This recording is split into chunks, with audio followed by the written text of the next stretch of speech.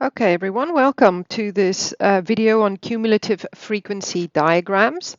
And this is another type of diagram similar to histograms, not in the way it looks, but it's something that we use when we are working with continuous data.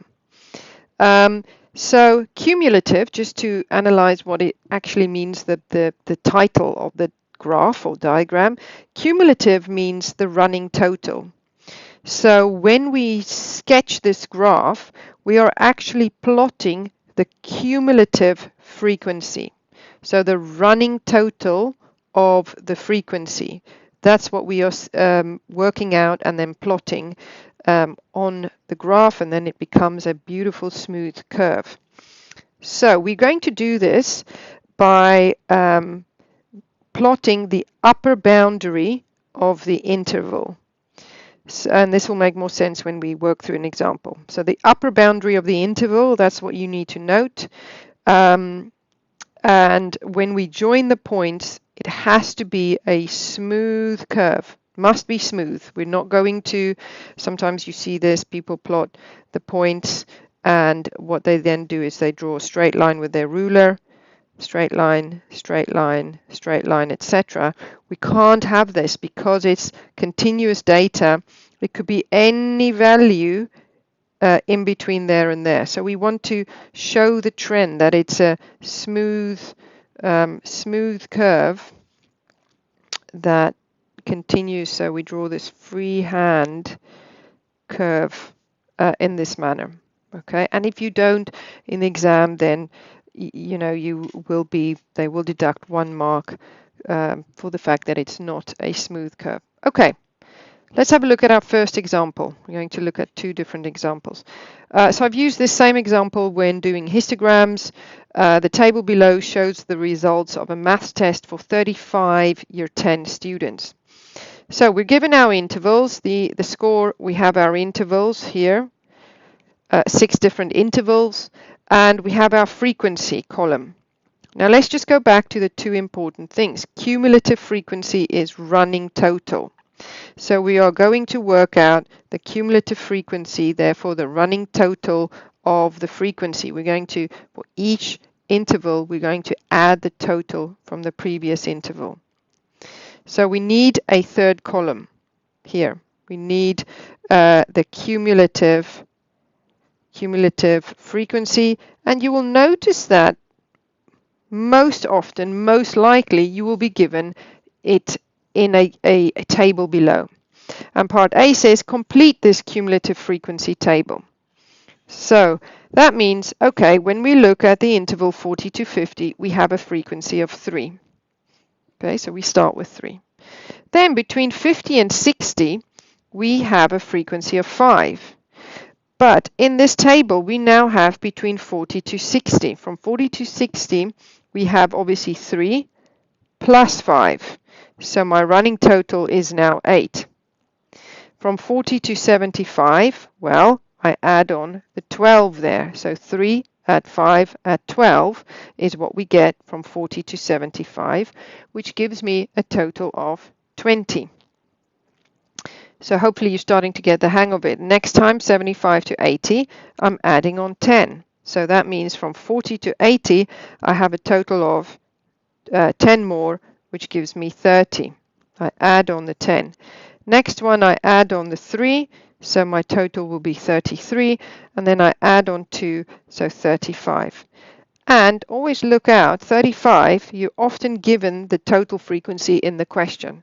So that is correct. It has to add up to 35. So that is part A completed. Draw a cumulative frequency table. Normally that will be worth 1 mark. Sorry, not draw, but they said complete. Then part B, it says draw a cumulative frequency diagram. Now, the cumulative frequency column is being plotted on the vertical axis, the y-axis. So we notice it goes from 3 to 35. Obviously, it's going to start at 0, and it's going to go all the way up to 35. So to keep things simple, I'm just going to go up in 5s. 5, 10, 15, 20, 25, 30, and 35. Okay, so I have here my intervals 40 to 50, 40 to 60, 40 to 75, to 80, to 85, and to 100.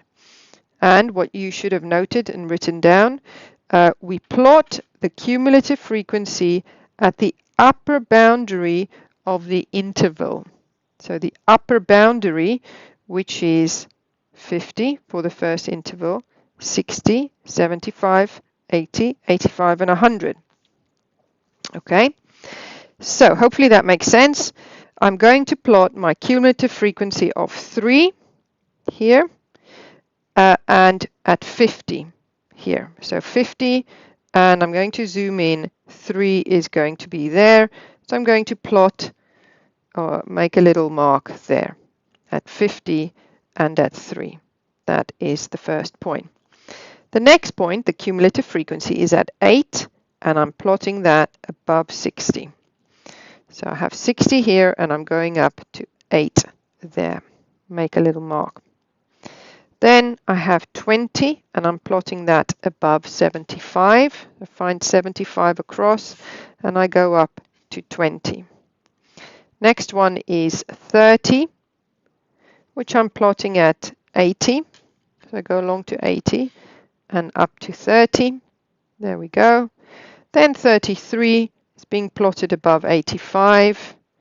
So 85 up to 30, 31, 2, 3 there. And lastly, at 100, I've got 35 at 100. So go up to 100 and 35. So the maximum score is obviously 100%. The lowest is 40 here. So that's important. 40 here, I have to start at 0 because a student in this interval could score 40%. So I need to bring that into account. So then we are joining this up freehand very carefully. You have to be very accurate when you join this up. Smooth curve, because you will be asked subsequent questions where you have to estimate values from this curve. So if you don't draw it very accurately, then your answers next will be inaccurate. Okay, that's the first example. I'm not going to look at approximation questions yet. I'm going to do that in a different video. In this video, we are just sketching cumulative frequency graphs. Right. Example 2. Table below gives information about the heights of giraffes 1 year after they were born as tracked over a 10-year period in a wild park in Kenya. So, again, this is an example I used in a previous video. Here we go. Part A asks us to complete the cumulative frequency diagram or table below. So I'm just going to count up the frequency as I continue. So between 150 and 155 I have 10. Then I need to add on 25. So 10 at 25 gives me 35. Then I add on 12. 35 at 12 is going to give me 47. Then I add on 33. 47 at 33 gives me 80. Add on 12, that's going to give me 92. Add on 5, that gives me 97. The total cumulative frequency goes up all the way to 97. So I need to fill in my scale here on the y-axis. I'm going to start at 0, and in this case 1, 2, 3, 4, 5, 6, 7, 8, 9, 10 sets or square, lots of 5. So I'm just going to go up in 10 this time. 10, 20, 30, 40, 50, 60, 70, 80, 90, 100. Okay, I'm ready now to plot my running total, my cumulative frequency, and each time I plot it above the upper boundary of the interval. So I have 10, which needs to go above 155, and I start at 0, 0. 0, 150, because 150 is the lowest boundary, lowest value there. Okay, so I've got that there. Then 35 is going to be above 165. So remember, 35 is going to be right in the middle of 30 and 40. 47 is going to be above 170. So I have 40 there, 2, 4, 6. 47 is going to be in the middle there, above 170, to be very accurate. 80 is above 180. There we go. 92 is above 190. So 92 and 190.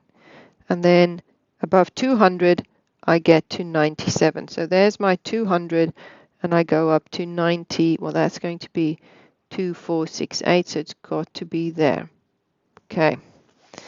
And now I have to join this with a smooth curve. And this takes some practice to get used to it. There we go. Okay. So that is your complete cumulative frequency diagram. Right, hope this video was useful. In a following up video, we will look at calculating averages, so the median, the interquartile range, etc., from a cumulative frequency diagram. As always, if you have any questions, put a comment in the comments box, give a shout if you like. If it's useful, please hit the like button and subscribe.